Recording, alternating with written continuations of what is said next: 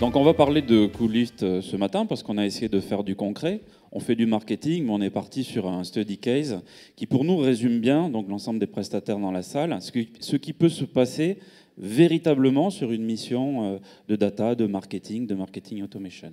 Donc on est revenu sur le site de Coollift. Alors dans cette salle, il n'y a plus personne qui a un doute sur le rôle du digital aujourd'hui sur la génération de leads et de ventes.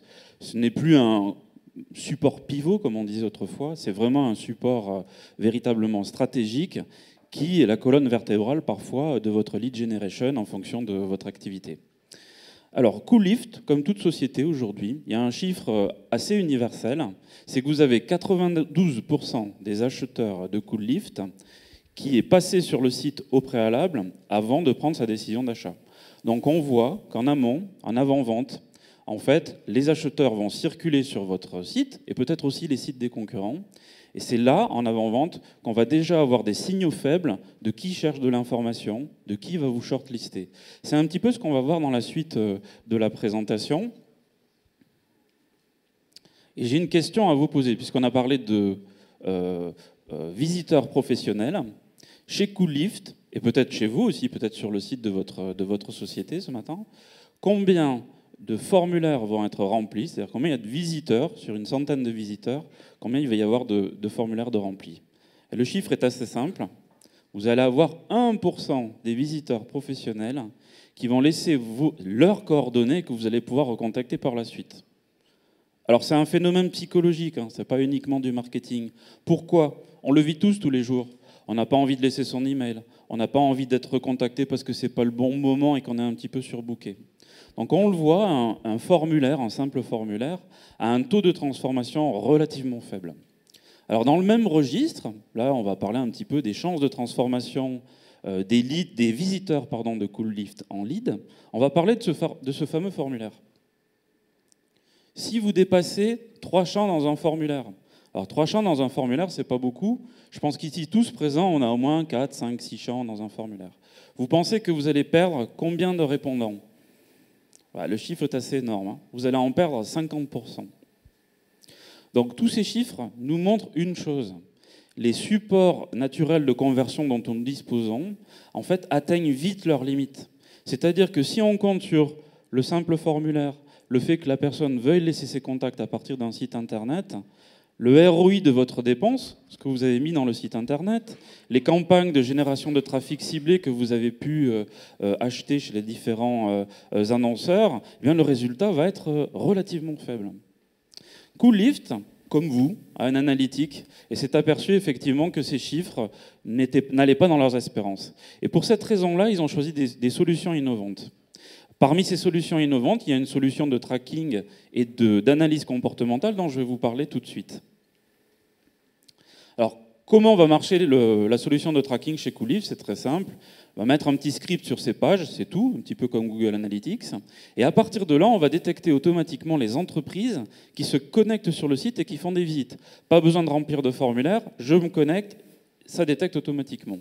Ici, on a détecté donc la société Carrefour, avec toutes les informations économiques et financières. Et on va aussi analyser le parcours de visite. C'est ce qui est apparu là maintenant. Le parcours de visite, c'est très simple. Il va vous permettre de détecter le besoin qui fait que Carrefour s'est connecté sur votre site. Alors, je vois quelques professionnels de e-marketing dans la salle. Alors, vous allez me dire, oui, mais avec Google et les moteurs de recherche, on va obtenir les mots-clés. Bien non. Aujourd'hui, les moteurs de recherche retiennent 70% des mots-clés qu'ils gardent pour leur exploitation personnelle, peut-être pour vous vendre un petit peu de publicité aussi. Donc, l'analyse de parcours de visite va nous permettre de remettre dans votre système d'information marketing, j'ai vu la page A, j'ai vu la page B, ça correspond à des produits, à des prestations, et je vais pouvoir qualifier, puisqu'il s'agit bien du sujet du lead qualifié, aujourd'hui, vous savez, c'est le chouchou des forces de vente, récupérer cette information pour savoir comment on va pouvoir axer sa prochaine communication avec ce lead.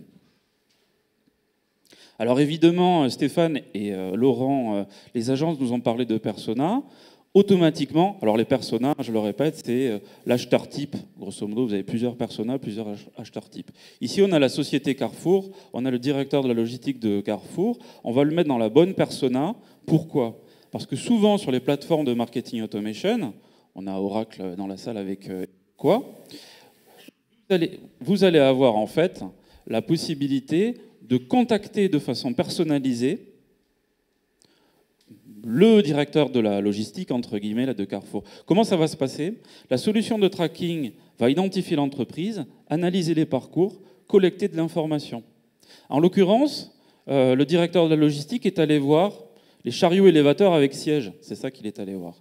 Et on va avoir la possibilité d'envoyer un email personnalisé tenant compte de la visite avec, par exemple, une offre promotionnelle sur le produit B. Alors vous imaginez bien qu'entre faire ce qu'on appelle du mass mailing avec une offre indifférenciée ou avancer une offre qui colle exactement à la recherche qui a été faite sur votre site, les taux de conversion sont beaucoup plus importants. Second point, tous aujourd'hui on va parler de marketing multicanal. Non seulement on va adapter le contenu du message, aujourd'hui c'est la data, c'est aussi le contenu personnalisé, mais on va choisir le canal. C'est-à-dire que si le directeur de la logistique avait fait un certain parcours et avait un profil particulier, qui dépend de Coollift, on l'aurait peut-être directement envoyé aux forces de vente et il y aurait eu un appel téléphonique pour une prospection classique. Dans notre cas, l'outil de marketing automation, en fait qu'on a décidé, avec des règles marketing, d'aller le réchauffer un petit peu par l'envoi d'un email personnalisé. C'est le fameux nurturing dont on vous a parlé durant toute la matinée. Alors, pour conclure, on a Cédric et Marilyn chez Coollift qui s'occupent du marketing et du site internet, qui ont fait une dépense plutôt intéressante, plutôt agile, hein, on parle d'agilité. Pourquoi? Parce qu'il ne s'agit pas de casser tout votre site, d'installer des outils qui vont demander à votre DSI de blinder son agenda avec des développements, par exemple. Vous allez uniquement exploiter ce que vous avez déjà. Simplement, sans tracking, l'information que vous avez, vous êtes assis vraiment sur des lingots en or, hein, mais elle n'est pas disponible parce qu'elle n'est pas révélée. Donc, le premier élément, c'est plutôt que de travailler sur un visiteur sur 100 qui vous laisse des contacts par des formulaires, on va plutôt travailler par 30 visiteurs sur 100. Donc le différentiel va de 1 à 30, et vous imaginez que le ROI de vos dépenses digitales suit à peu près la même courbe. Donc on a identifié les entreprises. Par la suite, on va aller chercher les contacts nominatifs des décisionnaires, c'est-à-dire les gens qui, très concrètement, ont la capacité d'acheter votre produit. Et évidemment, tout ça environné d'analyse comportementale. Pourquoi? Parce que vous le savez aujourd'hui, on a parlé de data, et l'idée, en fait, en B2B, il y a un mot-clé qui revient, c'est l'intentionnisme. En fait, tout outil qui va vous permettre de calculer un pourcentage, un potentiel de réussite en transformation de lead, va vous faire économiser énormément de temps sur votre cycle de vente. Alors, le mot-clé de la matinée, c'est aussi le big data. Alors, vous imaginez bien que, aujourd'hui, vous captez déjà de la donnée déclarative. Lorsque quelqu'un remplit un formulaire, le nom, le prénom, l'adresse email, j'ai besoin d'être contacté par un commercial, ça marche. Ça, c'est 10% de la data disponible sur chacun de vos clients potentiels. Il y a 90% de votre data qui est de la data comportementale et que vous ne pourrez pas utiliser pour enrichir votre système d'information. Donc avec une solution de tracking, vous allez travailler sur ces 90% de signaux faibles que sont de la donnée comportementale.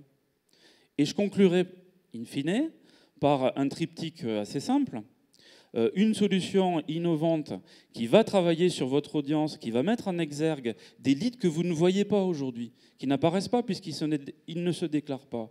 Vous allez évidemment augmenter votre nombre de leads d'une façon conséquente. Vous allez aussi augmenter le nombre d'informations par lead, puisque vous allez capter, on va dire, presque 4 fois plus d'informations que ce qu'il veut bien vous déclarer quand il vous le déclare. Des leads, plus d'informations, c'est plus de leads qualifiés. Et je crois qu'aujourd'hui, vraiment, la mission du marketing, c'est d'aider nos amis de la vente en qualifiant au maximum les leads. J'ai terminé. Troisième point, la clé de